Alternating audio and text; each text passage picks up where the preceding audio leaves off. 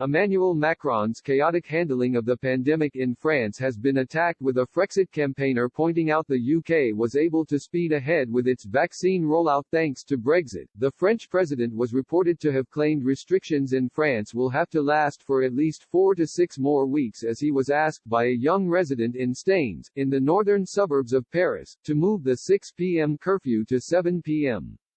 But Generation Frexit leader Charles-Henri Gallois blasted Mr. Macron's prediction, as he argued the French leader lacked a clear strategy. Unlike Brexit Britain, speeding ahead with its vaccination program, Mr. Gallois wrote, "It's quite pathetic.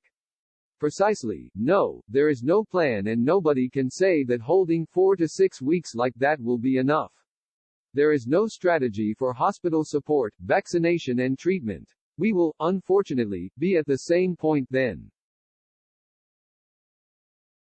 The United Kingdom, despite confinement, for example, has a clear strategy to return to normal life. This was possible thanks to Brexit, since the management of the vaccine supply by the EU was a disaster from A to Z. The EU is 3 months behind the United Kingdom. Mr. Macron faced a huge backlash over the rollout of jabs throughout the country, lagging significantly behind other nations.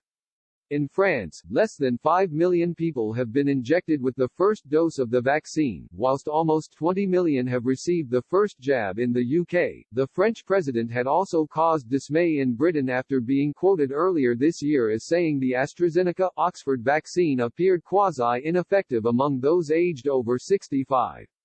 Last week, Mr. Macron was forced to make an embarrassing U-turn, as he said he would gladly accept being inoculated with the Oxford jab if it were offered when his turn comes. He said, "In view of the latest scientific studies, the efficacy of the AstraZeneca vaccine has been proven. My turn will come, but I've got time. If that's the vaccine that's offered to me, I will take it, of course." He also said AstraZeneca had failed to meet its delivery targets and that EU leaders were putting pressure on the Anglo-Swedish company. He said, "We told them, you're not being serious about the commitments you made, because you haven't met them. We're putting pressure on them so they make up the ground lost and so that a precise timetable is met." Last month, vaccine maker AstraZeneca cut its planned deliveries to the EU in the first quarter of the year to the bloc to 31 million, and later lifted it to 40 million after intense pressure from Brussels. EU officials had initially been told by the drugmaker that only 80 million doses would be available by the end of March, an EU document seen by Reuters revealed.